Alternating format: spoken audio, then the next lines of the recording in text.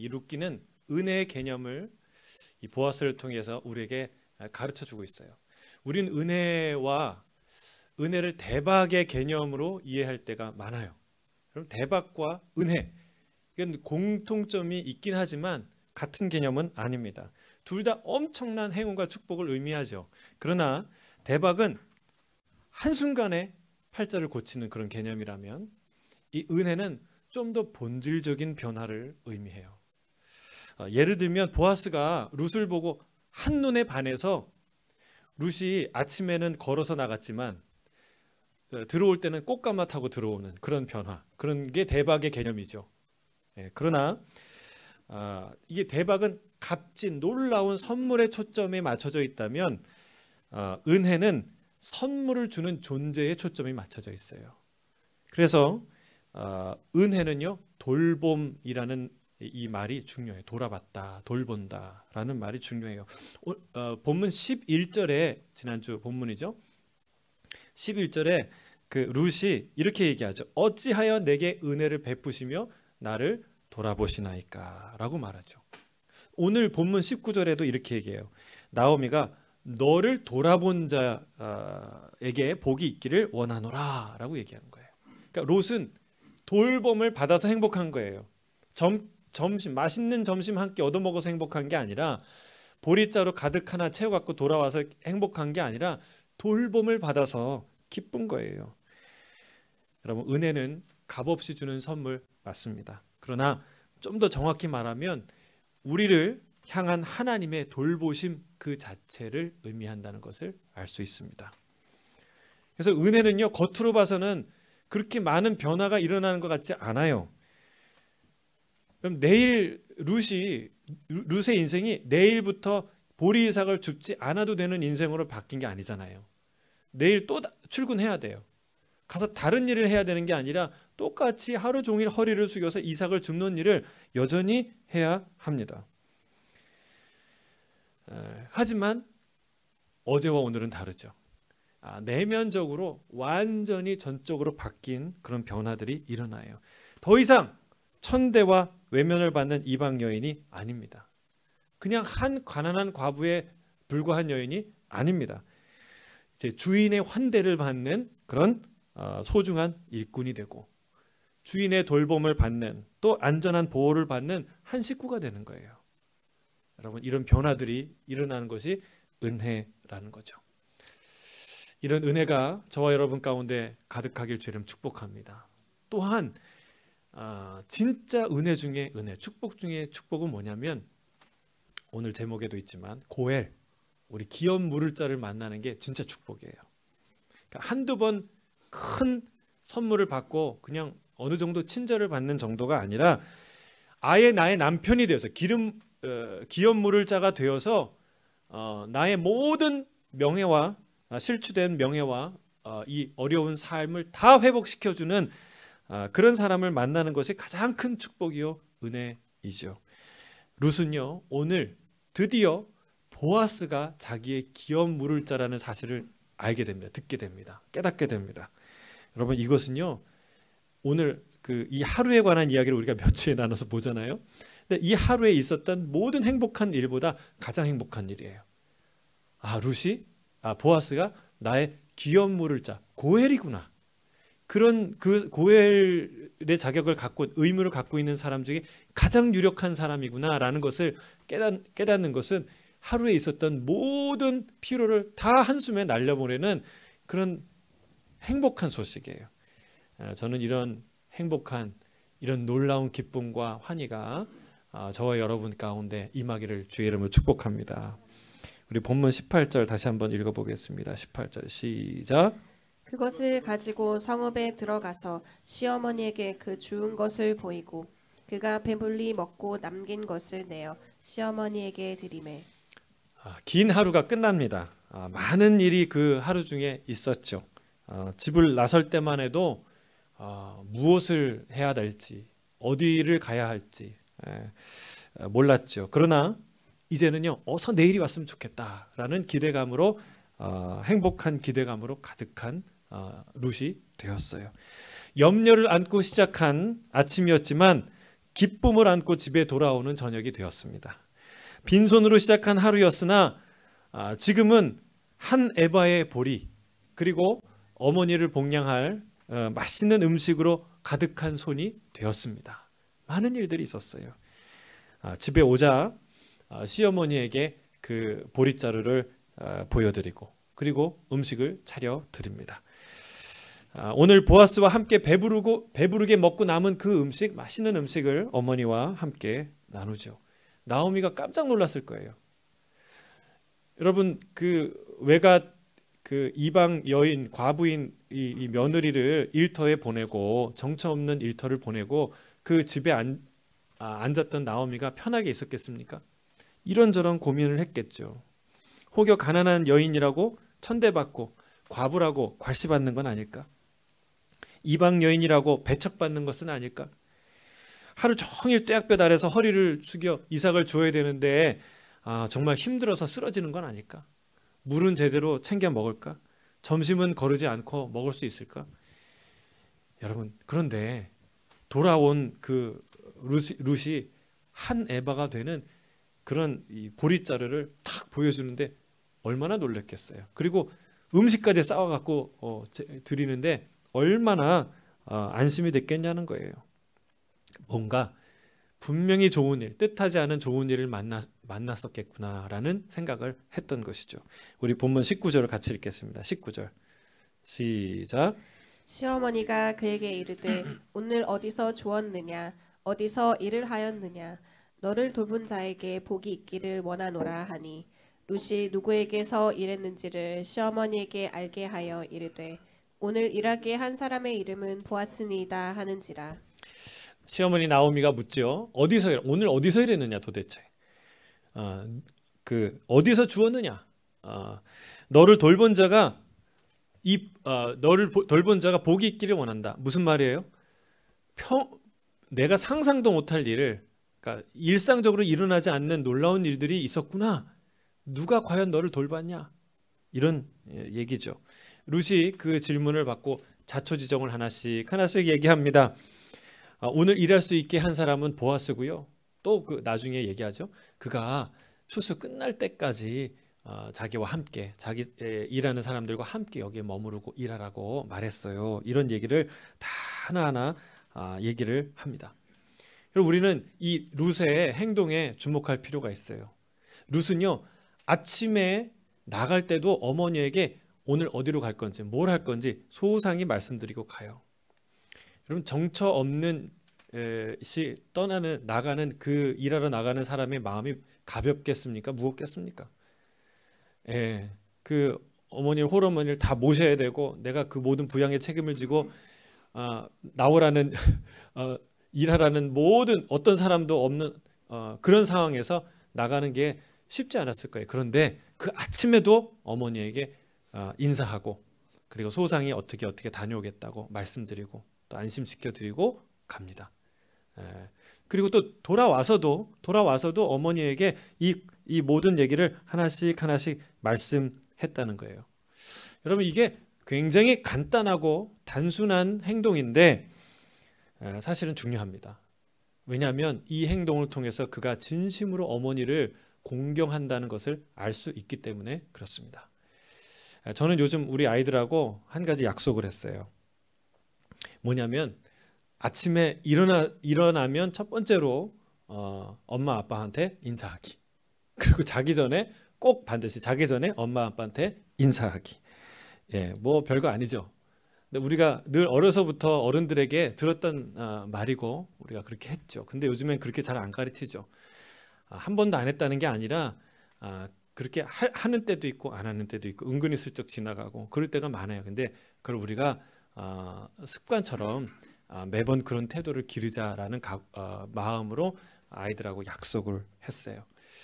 더구나 뭐 매일 집에서 사니까 언제 자는지 언제 일어나는지 그걸 모르니까 딱 일어날 때 인사하고 자러 갈 때 인사하고 우리가 그런 관계를 가지자. 그러니까 인사는 사람을 존중하는 가장 간단하면서도 효과적인 방법이요 예절이죠. 저도 인사를 잘 드리려고 애를 씁니다. 왜냐하면 제가 다 사랑하는 우리 성도들이기 때문에 그렇죠. 근데 간혹 이렇게 목사님이 인사도 안 하고 쓱 지나간다. 그럴 때가 있어요. 예. 근데 여러분 그럴 때는요.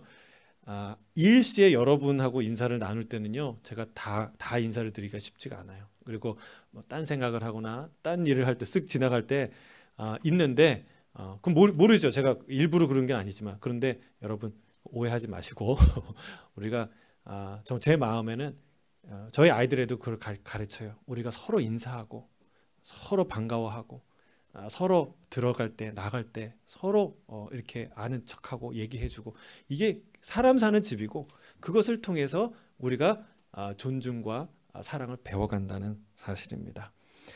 여러분 하루 종일 일하고 돌아오면 피곤한가요? 안 피곤한가요? 피곤합니다.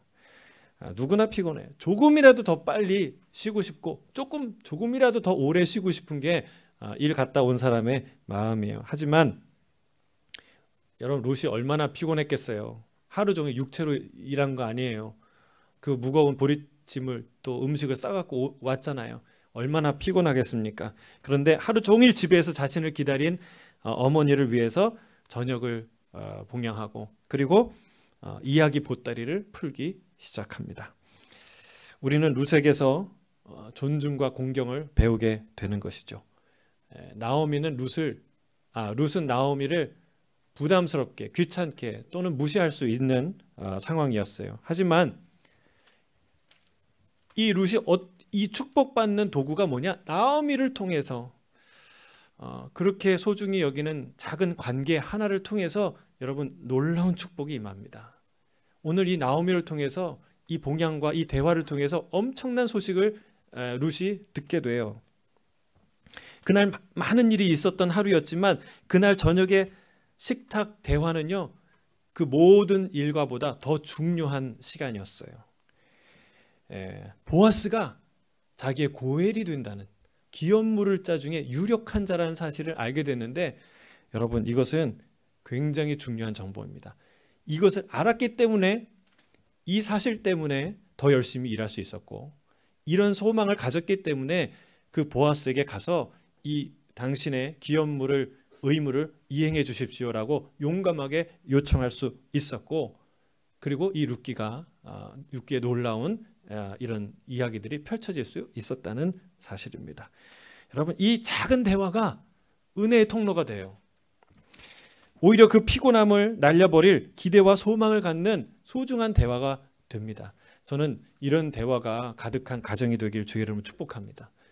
하루 종일 힘들었다고 그냥 방으로 쑥 들어가지 마세요. 그냥 쉬지 마시고 아내와 그 짐을 나누고 남편과 그 짐을 나누고 자녀들은 부모님과 그 짐을 나누시길 바랍니다. 그리고 영적으로 하나님과 그 짐을 나누시길 바랍니다. 여러분 뜻하지 않은 정보를 얻게 되고요. 그리고 내가 생각지 못한 쉼과 위로를 거기서 얻게 되는 거예요. 은혜의 통로가 되는 대화. 그런 대화가 저와 여러분의 가정 가운데 인생 가운데 있기를 주의 이름으로 축복합니다. 이 저녁 식탁의 대화를 통해 그런 놀라운 은혜를 룻이 깨닫게 돼요. 자, 우리 20절 같이 읽어볼까요? 20절 시작. 나오미가 자기 며느리에게 이르되 그가 여호와로부터 복 받기를 원하노라. 그가 살아있는 자와 죽은 자에게 은혜 베풀기를 그치지 아니하도다 하고 나오미가 또 그에게 이르되 그 사람은 우리와 가까우니 우리 기업을 물을 자 중에 하나이니라 하니라. 이 보아스의 이름을 듣자마자 나오미의 입에서 축복이 터져 나옵니다. 그가 살아있는 자와 죽은 자에게 은혜 베풀기를 그치지 않는다. 여러분 그렇습니다. 여기에 은혜의 아주 중요한 속성이 나오는데 은혜는 그치지 않는다는 거예요. 이게 은혜의 속성입니다. 은혜는 그냥 냉수 한 그릇 시원한 냉수 한 그릇 아닙니다. 그냥 냉수 한 그릇 얻어먹는 거 아니에요. 끝없이 흘러넘치는 샘물과 같은 게 은혜입니다. 은혜는 그 어떤 사람 보아스로부터 이러저러한 혜택을 얻어내는 것이 은혜가 아니라 그 혜택을 주고 싶어하는 존재 안에서 흘러나오는 모든 것이 그게 은혜예요. 보아스 안에 뭐가 있었어요? 은혜의 샘이 있었기 때문에 가능한 일입니다. 그 안에 은혜의 샘이 있었기 때문에 계속 흘러나오는 끊임없이 산자와 죽은 자. 여러분 죽은 자는 누구예요? 우리 죽은 자 같은 우리를 은혜를 베풀고, 또 이미 죽어서 이 저승에 가 있는 우리 이 엘리멜렉과 두 아들, 그들을 생각해서 그들에게 선행을 베푸는 거 아니겠습니까? 그 가족에게 끊임없이 은혜를 베푸는 그를 축복하는 거예요. 그게 은혜의 속성이라는 거예요. 사랑하는 성도 여러분, 우리가 이 보아스를 살펴보면서 보아스처럼 돼야죠. 이게 하나의 우리의 모델이죠. 은혜를 흘려보내는. 근데 선행을 강조하고 권면하는 게 이 룻기의 메시지가 아니에요. 여러분, 이 보아스의 이 믿음, 이 은혜는 어디서 왔겠어요? 여러분, 그 영혼 안에 은혜의 샘이 없었다면 불가능한 일이에요. 여러분, 이 보아스는요, 누구의 아들입니까? 라합의 아들이에요. 라합이 누구예요? 여리고에서 유일하게 살아남은 믿음의 여인이에요. 그는 7일 동안 이스라엘 백성이 이 여리고성을 한 바퀴씩 돌고, 마지막 날에 7바퀴 돌고 함성을 지를 때에 다 무너져 내리는 그 성을 보았어요? 안 보았어요? 보았어요. 여러분, 얼마나 평생 잊지 못하는, 생각만 해도 전율이 흐르는 살아계신 하나님을 느끼지 않았겠습니까? 그렇지. 우리가 하나님이 출애굽과 광야에서 있었던 이 전쟁의 모든 이야기들을 듣고 우리가 간담이 녹았다. 그런데 그 얘기가 사실이었던 거예요. 눈앞에서 함성으로 무너져 내리는 성을 보면서 깨달았던 거죠. 여러분, 그 라합이 그 자녀에게 생생하게 간증했을 거예요. 살아계신 하나님. 여러분, 그 살아있는 하나님에 대한 믿음과 소망이 이 안에 있었기 때문에 흘러나오는 것이죠. 여러분, 우리가 그냥 선행할 수 있는 게 아니에요. 사랑하는 성도 여러분, 우리 안에, 저와 여러분 안에 은혜의 샘이 흘러넘치길 주의 이름 축복합니다. 그냥 선행을 해야지, 이게 아니에요. 누구도 생수 한 병을 들고 사막을 지나갈 수 없습니다. 생수 한 병 들고 사막을 지났는데 옆에 있는 사람 한 모금 줄 수 있을까요, 없을까요? 예, 줘도 손이 떨리겠죠. 발발발발 떨리겠죠. 여러분, 그럴 수 없어요. 은혜의 샘이 있을 때 그게 가능하다는 거예요. 주님이 말씀하세요. 누구든지 목마르거든 내게로 와서 마시라. 나를 믿는 자는 성경의 이름과 같이, 성경에서 말한 것 같이 그 배에서 생수의 강이 흘러나올 것이다. 할렐루야. 여러분, 사마리아 여인에게 예수님이 뭐라고 얘기합니까? 내가 주는 물을 마시는 자는 영원히 목마르지 아니하리니 내가 주는 물은 그 속에서 영생하도록 솟아나는 샘물이 되리라. 할렐루야. 여러분, 그리스도인이 세상의 빛이 되는 이유, 보아스처럼 은혜를 흘려보낼 수 있는 사람이 되는 이유는 무엇인가? 그 안에, 그 중심에, 그 영혼에 그치지 않은 은혜의 샘이 있기 때문에 그래요. 그게 없이는 불가능한 일이에요. 보아스 안에 있던 그치지 않는 은혜의 샘, 그게 저와 여러분 안에 있기를 주의 이름으로 축복합니다. 여러분, 은혜를 받은 것과 은혜를 아는 것은 다른 문제라는 것이죠. 여러분, 1만 달란트의 비유가 바로 그것을 우리에게 알려줍니다. 1만 달란트니 한 달란트가 34kg 정도 된다고 해요. 그러니까 1만 달란트는 340톤이에요. 여러분, 생각해 보세요. 340톤 금을 보셨습니까? 상상이나 되겠습니까? 뭐 현대 이 지금의 그 시가로 따지니까 15조나 되는 돈이에요. 보통 27만 5천 년 동안 받아야 될 임금이래요. 27만 5천 년. 여러분, 놀랍죠? 그러니까 1년에 1억 원씩 연봉을 받아도 자그마치 15만 년을 받을 수 있는 돈이에요. 할렐루야. 여러분, 안 놀라십니까? 1년치 연봉만 한꺼번에 누가 싸줘도 막 행복하고 막 입이 이만큼 찢어질 텐데, 여러분, 이런 은혜를 받고도 그 사람이 어떤 일을 행합니까? 문 앞에 나가서 자기에게 100데나리온 빚진 자, 100데나리온.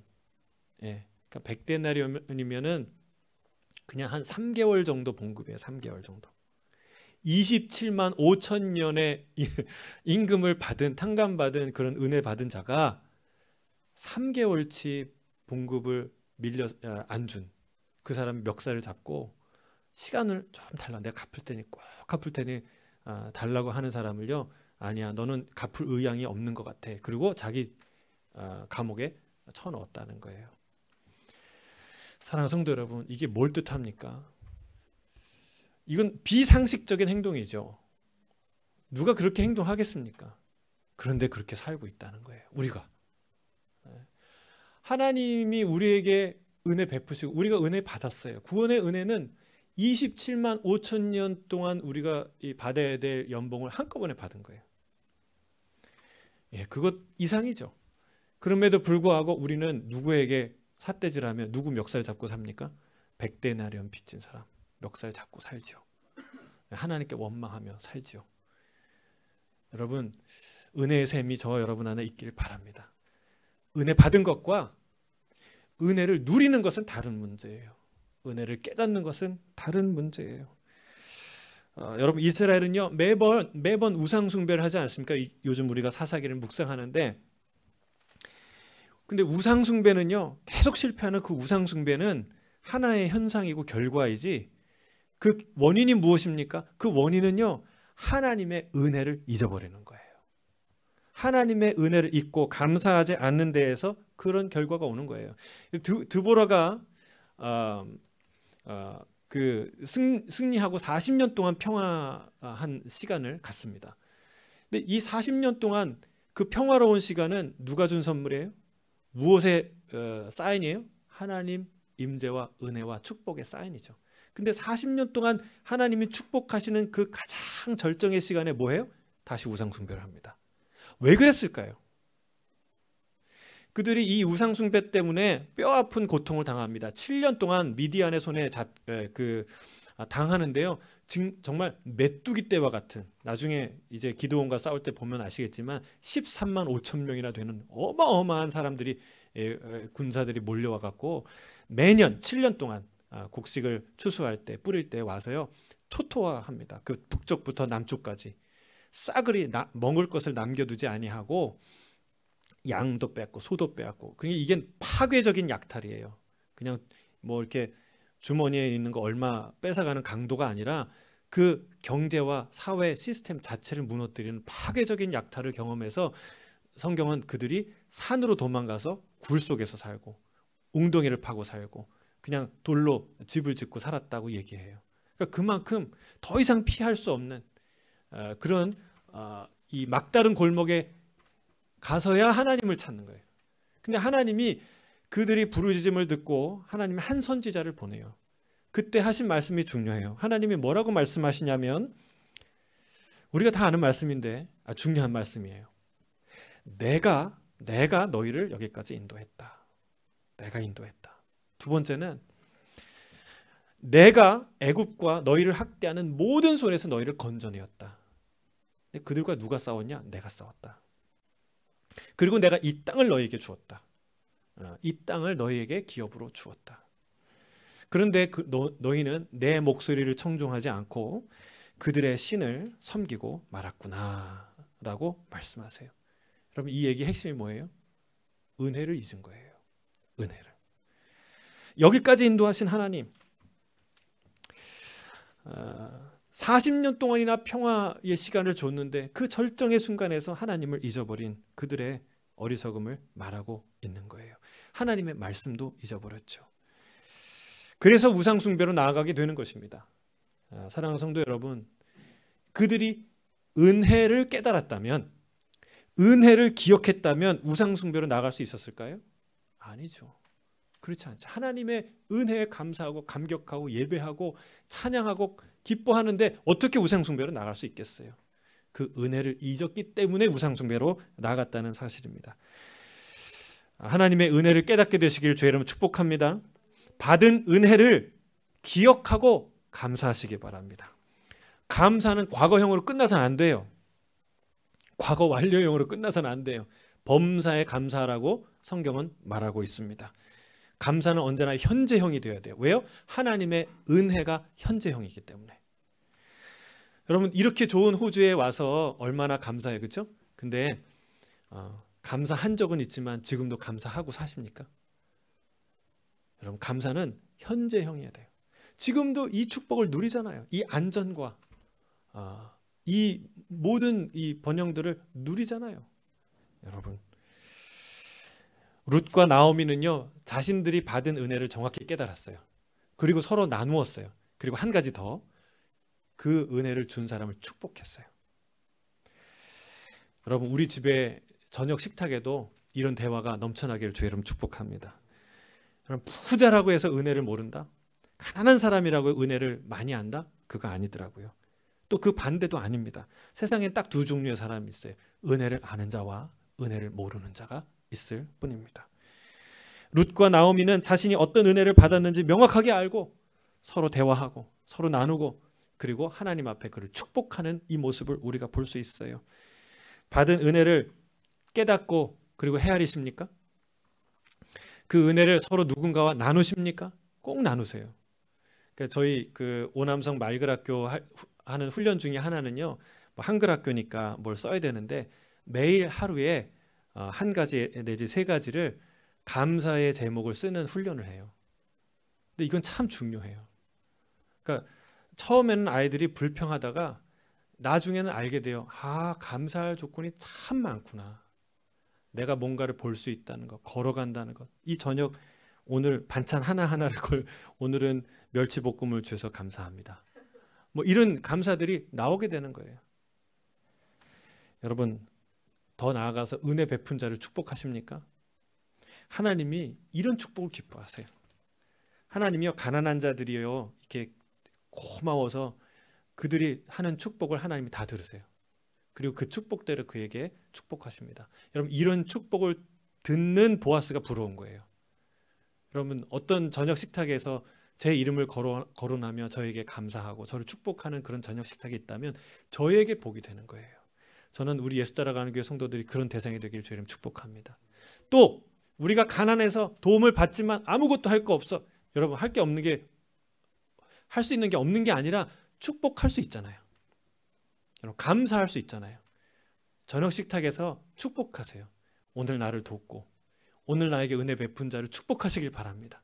그거는 그에게 반드시 10배, 30배, 100배의 축복으로 그에게 부어질 줄로 믿습니다. 그 놀라운, 이 보아스를 축복하지 않습니까? 그 축복을 우리가 지금도 듣지 않습니까? 그 축복이 임하지 않습니까? 여러분, 우리가 아무것도 할 수 없는 게 아니라 축복할 수 있다는 사실이에요. 은혜 있는 자, 은혜 깨달은 자, 은혜 안에 있는 자는 이런 은혜를 누리게 될 줄로 믿습니다. 은혜를 끝없이 깨닫는 자로, 그리고 끝없는 은혜를 베푸는 자로 사시기를 주의 이름으로 축복합니다. 자, 룻은 나오미로부터 매우 중요한 사실 하나를 알게 돼요. 그게 뭐냐면 그 사람, 보아스는 우리와 가까우니 우리 기업을 물을 자 중에 하나이니라. 이스라엘에 고엘 제도가 있었어요. 이거는 타인에게 양도했던 물건이나 소유권을 다시 찾아오는 제도예요. 이게 중요한 거는요, 바둑과 오목을 두실 때 좀 하수들은 한 수를 물리는 게 굉장히 중요하죠. 그렇죠? 한 수를 물을 수 있는 기회를 주냐 안 주냐에 따라서 기사회생되느냐, 그냥 잔혹하게 전쟁에서 이 경기에서 끝나느냐가 달려 있어요. 그 뭐 보드 게임을 하든 무슨 게임을 하든 한 수 물려주는 게 참 중요해요. 실력이 약한 자에게. 마찬가지로 형편이 어려운 사람에게 이런 권리를 보장하는 것은 숨 쉴 수 있는 틈을 주고 또 기사회생할 수 있는 기회를 주는 은혜의 기회입니다. 그래서 고헬은요, 뭔가를 물려주는 건데 뭘 물을 수 있느냐? 세 가지예요. 하나는 땅, 두 번째는 몸, 세 번째는 피예요. 땅, 몸, 피. 첫째, 땅이에요. 경제적인 어려움으로 인해 집을 팔 때가 있죠. 땅을 팔 때가 있어요. 근데 후에 형편이 나아지면 그 땅을 다시 살 수 있는 권리를 그에게 주는 거예요. 물론 뭐 지금도 우리는 다시 살 수 있어요. 그러나 주인이 이제 바뀐 주인이 안 팔면 못 사는 거예요. 근데 이 제도는 그걸 강제하는 거예요. 그걸 그에게 팔아야 돼요. 그가 살 수 있는 권리가 있는 거죠. 근데 자기가 형편이 안 나아진다. 근데 이제 이 땅이 영구히 다른 사람의 손에 넘어간다. 그럴 때에는 형제나 친척이 대신해서 그 땅을 사줄 수 있어요. 물을 수 있어요. 그러니까 그런 제도가 고엘이에요. 두 번째는 더 이제 극심한 가난 속에 있는 사람은 땅도 팔고 집도 팔았는데 팔 게 없으면 뭘 팔아요? 그 당시엔 자기의 몸을 팔았어요. 그래서 종이 됐어요. 종. 이때에도 자기가 형편이 나아지면 자기 자신을 이제 돈을 주고 다시 그 자유권을 찾아올 수 있었어요. 물을 수 있었어요. 그러나 그런 형편이 안 되면 이것도 역시 형제나 그런 친족, 가까운 친족이 그것을 물을 수 있는 그런 권리가 의무가 있었던 거죠. 세 번째는 피예요. 피. 그러니까 원수를 갚는 거예요. 대신 원수를 갚는 거예요. 억울한 일을 당했는데 그것을 갚을 힘이나 사람이 없다면 그 형제나 친족이 그 의무를 대신 갚아주는 것. 이게 바로 고엘이죠. 그 형사 취수제, 그러니까 그 수혼 제도라고 있어요. 형이 죽으면 그 동생이 그 아내를, 그 형수를 취해서 자손을 잇게 하는 그런 제도는 이 고엘과 사실은 별도의 상호 보완적인 제도인데 우리 이 룻기의 이야기를 보면 알겠지만 이미 그 두 가지가 실질적으로 하나의 제도 같이 연결된 것을 알 수 있습니다. 왜냐하면 남편이 죽어서 과부가 되면 사회적 지위나 그리고 모든 경제적 능력을 상실할 위험이 아주 높기 때문에 곤란을 겪는 경우가 많았기 때문에 그렇죠. 그래서 이 고엘은 당시에 이 홀로 된 여인, 과부, 어려운 가정들을 가문을 보호하는 제도였고 이 의무를 이스라엘 사람들은 매우 숭고하게 여겼어요. 그래서 고엘 하면은 기업을 무르다, 땅을 무르다, 몸을 무르다, 피의 원수를 갚다, 이런 동사로 쓰였지만 그런데 하고엘이라고 하면은 기업 물을 자라고 여겼어요. 기업 물을 자를 뜻하는 거예요. 하는 정관사예요. 더 정관사죠. 그러니까 이스라엘 사람들은요 모든 사람이 어떤 의무를 갖고 있냐면 하고엘. 그러니까 내가 누군가의 가까운 형제나 친족의 기업 물을 의무를 갖고 있는 그것을 영광스럽게 생각하는 그런 민족이었다는 거예요. 실제로 이 문화 때문에 역사적으로 노예상들 중에 가장 인기 있는 인종이 누구냐면 유대인이었대요. 왜냐하면 유대인 노예를 데리고 오면 그 소식이 알려지면 반드시 그와 상관 있는 사람들이 와서 그 노예를 돈 주고 데리고 가서 자유인으로 만들어주기 때문에 그 노예상들 중에는 유대인이 인기가 높았다는 거예요. 자, 고엘 제도는 성경에서 나오는 매우 독특한 제도입니다. 하나님께서 명령하신 제도예요. 왜 하나님이 이 고엘을 명령하셨을까요? 그 이유는 아주 분명하죠. 하나님은요 우리가 자유인으로 살길 원해요. 노예로 살기 원하지 않습니다. 누군가의 경제적인 노예로 그리고 육체적인 노예로 영적인 노예로 살기를 원하지 않는 분이 하나님이에요. 그래서 우리를 자유인으로 지으셨고 자유인으로 살기를 원하십니다. 그게 고엘 제도에 아주 명확하게 나타나 있는 것이죠. 또 여기서 중요한 사실이 있어요. 이스라엘은 고엘로서 부름받았지만 그리스도인들 이 시대의 고엘로서 부름받았지만 가장 중요한 건 뭐냐면 하나님 자신이 우리의 고엘 되신다는 거예요. 여러분 이 사실을 깨닫는 게 중요해요. 왜냐하면 룻이 보아스가 나의 고엘이 된다라는 사실을 깨달았을 때 어떤 감정이었을까요? 한번 생각해 보세요. 그 저녁 식탁에서 어머니가 그 얘기를 했을 때 사실은 보아스가 우리 친족이랑 가까운 사람이야. 그가 우리 기업 물을 자 중에 유력한 자 중에 하나야 라는 얘기를 여러분이 젊은 나이에 과부가 된 그 사람의 입장이라면 어떤 생각이 드시겠어요? 오늘 그를 만났는데 너무나 친절하고 따뜻하고 기분이 행복했어요. 그런데 이 소식까지 들었어요. 그럼 어떤 마음이 들까요? 실망스러울까요? 화가 날까요? 아니에요. 어떤 마음이 들까요? 가슴이 설렐 거예요. 진짜로요? 그 사람이 고엘 물을 자라고? 나의 남편이 될 수 있는 사람이라고? 여러분 막연한 호감이 아주 구체적인 사랑의 감정으로 들어가는 그런 놀라운 소식인 것이죠. 여러분 얼마나 마음이 설렜겠어요. 그날 밤 잠은 잘 수 있었을까요? 내일 그를 또 볼 텐데 하루의 피곤을 모두 다 날려보낼 피로회복제가 되지 않았을까요? 여러분 이 고엘의 동사 원형이 가알이라는 단어인데 이 말이 하나님께 쓰인 구절이 있어요. 하나님이 우리를 고헬하시는 그런 구절이 있어요. 출애굽기 6장 6절이에요. 같이 읽어볼까요? 출애굽기 6장 6절 시작. 그러므로 이스라엘 자손에게 말하기를 나는 여호와라. 내가 애굽 사람의 무거운 짐 밑에서 너희를 빼내며 그들의 노역에서 너희를 건지며 편팔과 여러 큰 심판들로서 너희를 속량하여. 아멘. 이 속량하다는 것이 바로 가알이에요. 이 고헬의 뜻이에요. 그러니까 값을 주고 데려오는 것, 이게 고헬의 뜻이죠. 물은다는 뜻이죠. 정확하게 하나님이 애굽에서 값을 주고 그를 이스라엘 민족을 속량하셨어요. 데려오셨어요. 여러분, 하나님은 애굽에서 이스라엘 백성을 자유케 하신 분입니다. 종의 신분에서 자유를 주신 고헬이 우리 하나님이셨어요. 하나님은 또 이스라엘에게 가나안 땅을 주십니다. 땅을 물려주시는 고헬이 되신 분이 하나님이셨어요. 또 하나님은 이스라엘을 모든 대적들로부터 건져주십니다. 피해 복수를 통해 원수를 갚아주시는 고헬이 우리 하나님이셨어요. 하나님은 우리를 죄와 사탄의 권세에서 건져주시는 분인 줄 믿습니다. 하나밖에 없는 아들을 주셔서 천하보다 귀한 생명과 자유를 얻게 하신 분이, 우리의 고엘 되신 분이 바로 우리 하나님이라는 뜻이에요.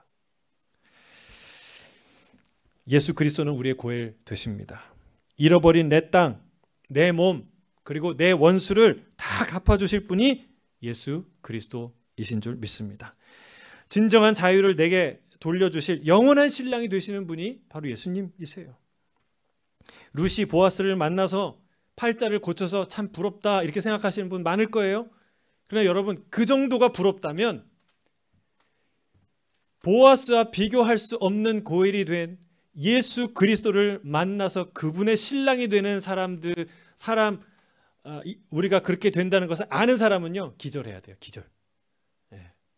비교가 안 되기 때문에. 그게 예수님은 보아스와 비교할 수 없이 고귀한 신분의 사람이에요. 예수님은 보아스와 비교할 수 없는 부자예요.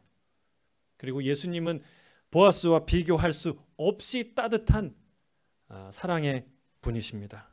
여러분, 이 사실을 안다면 우리의 심장이 뛸 수밖에 없어요. 저는 이 사실을 여러분 오늘 깊이 생각하시길 바랍니다. 그리고 날마다 이 사실에 가슴 뛰기를 주의 이름으로 축복합니다. 그러면 우리 이 땅의 모든 피곤함과 무력감이 우리로부터 떠나게 될 줄 믿습니다. 아멘. 우리 본문 21절부터 23절 읽도록 하겠습니다. 21절입니다. 모압 여인 루시 이르되 그가 내게 또 이르기를 내 추수를 다 마치기까지 너는 내 소년들에게 가까이 있으라 하더이다 하니 나오미가 며느리 룻에게 이르되 내 딸아 너는 그의 소녀들과 함께 나가고 다른 밭에서 사람을 만나지 아니하는 것이 좋으니라 하는지라. 이에 룻이 보아스의 소녀들에게 가까이 있어서 보리 추수와 밀 추수를 마치기까지 이삭을 주우며 그의 시어머니와 함께 거주하니라. 아멘. 자, 룻은 또 하나의 기쁜 소식을 전합니다. 무슨 소식이냐면 보아스가, 그 고엘이 되는 보아스가 나를 이 추수가 끝날 때까지 자기의 소년들과 추수하는 사람들과 함께 있으라고 그런 얘기를 했습니다. 라고 얘기하는 거예요. 그 말을 듣자 나오미는 룻에게 아주 중요한 충고를 합니다. 그래, 그 말대로 다른 밭에 가지 말고 다른 사람 만나지 말고 거기에 계속 그 소녀들과 함께 일해라. 여러분, 이것은 아마 그 나오미의 인생 교훈 중에 하나였을 거예요.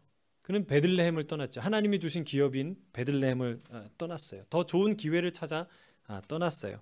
근데 뼈아픈 실패와 그 고통을 안고 돌아오게 된 것이죠. 만약 10년 전에 이 땅을 떠나지 않았다면 지금 이 보아스처럼 풍성한 보리 수확을 하고 있을는지 모르는 것이죠. 당장 좀 더 나은 그런 조건과 상황을 따라 가는 것보다 조금이라도 더 확실한 보아스 곁에 서서 그와 조금이라도 더 자주 더 많이 만날 기회를 갖는 것이 훨씬 더 중요하고 두 사람의 신뢰를 쌓는 데도 중요하다라는 것을 이 나오미가 인생 경험을 통해서 않는 것이죠. 보리 추수가 끝날 무렵 밀 추수가 시작된다고 해요. 그래서 이 기간을 보니까 한 4월 말부터 6월 초까지 대략 한 7주 정도가 걸린다고 합니다. 이 보아스의 밭이 얼마나 넓었는지는 모르겠어요. 그러니까 뭐 밭이 크지 않으면 금방 추수가 끝났겠죠. 그러나 우리 갑부라고 유력한 자라는 말을 우리가 성경에서 들었으니까 아마 풀로 따지면 최장 한 6주에서 7주를 그 밭에서 함께 계속해서 일했다는 사실을 알게 되는 것이죠. 보아스는 룻에게 뭐라고 얘기했습니까? 여호와께서 그 날개 아래 보호를 받으러 온 내게 온전한 상을 주시길 원한다. 그리고 그 자신이 여호와의 날개가 되어서 이 룻을 보호하길 원했어요. 그리고 룻은 어떻게 화답했습니까? 내가 당신께 은혜 입기를 원하나이다. 그녀는 다른 밭에 가지 않았습니다. 여러분, 이 룻의 특기 중에 하나가 뭐냐면 붙쫓았다는 거예요. 떠나지 않고 중요한 사람을 끝까지 붙들었다는 거예요. 여러분, 이게 예수 따라가는 교회의 특징 아니고 예수 따라가는 교회, 그렇죠? 이게 바로 붙쫓았다는 그 단어예요. 여러분, 우리가 다 이 예수 따라가는 교회 성도들은 룻과 같이 되길 주님을 축복합니다. 여기 보면 룻은 시어머니를 붙쫓아요. 어떤 상황에서도 어려운 상황에서도 어머니를 떠나지 않아요. 두 번째는 룻은 나오미의 어머니의 하나님을 붙쫓아요. 어머니 하나님이 나의 하나님이 될 것입니다. 고백하죠. 세 번째는 이제 누굴 쫓아요? 보아스를 붙쫓아요. 떠나지 않았다. 그와 함께 거했다는 말이 그거예요. 그와 함께 거하고 다른 밭에 가지 않는 것이죠. 사랑하는 성도 여러분, 우리의 고엘 되신 예수 그리스도께서도 그 말씀을 하세요. 너희는 내 안에 거하라. 그리하면 많은 열매를 맺을 것이다. 주님께서 말씀하세요. 하나님이 너의 모든 기도를 들어주실 것이다 말씀하세요. 그리고 주님이 나를 따라오라 말씀하세요. 끝까지 따라오라고 말씀하세요. 그게 푸른 초장이어도 따라오고, 쉴만한 물가여도 따라오고, 좁은 길이어도 따라오고, 그리고 사망의 음침한 골짜기라도 따라오라. 그리고 그 길이 십자가의 길이라도 따라오라 주님이 말씀하십니다. 왜 따라오라고 합니까? 현재 고난은 장차 그분과 함께 누릴 영광과 비교할 수 없기 때문에, 지금 보리 이삭을 줍는 그 수고가 6주 동안 7주 동안 줍는 그 수고가 그 보아스와 결혼해서 고엘인 보아스와 결혼해서 모든 가문의 명예를 회복하고 인생이 바뀌는 그 영광과 비교할 수 없기 때문에 그 일을 하는 거예요. 여러분, 주님 왜 따라갑니까? 여러분, 주님께서 우리 고엘 되신 주님과 혼인잔치를 베푸는 그날은 우리는 정말 기절초풍할 거예요. 심장이 터져 나갈 것 같은 그런 환희와 기쁨을 우리가 경험하게 될 줄로 믿습니다. 오늘 말씀을 마무리합니다. 여기저기 기웃댈 거 없습니다. 한 군데 꼭 붙어 있으시길 바랍니다. 다른 밭에 가도 뭐 대단한 거 있을 것 같은데 그렇지 않습니다. 여러분, 내 인생의 보아스, 은혜 베풀기를 그치지 않는 주님만 붙들면 됩니다. 내 인생의 고엘, 그분 날개 아래 거하게 될 줄로 믿습니다. 그분이 우리 안에 은혜의 샘이 될 줄로 믿습니다. 그 끝없이 그 샘을 마시고 누리는 자가 되시길 주의 이름으로 축복합니다. 끝없이 그 은혜의 샘물을 흘려보내는 이 시대의 보아스로, 또 다른 고엘로 살아가시는 저와 여러분이 되길 주의 이름으로 축복합니다. 함께 기도합니다. 사랑하는 주님,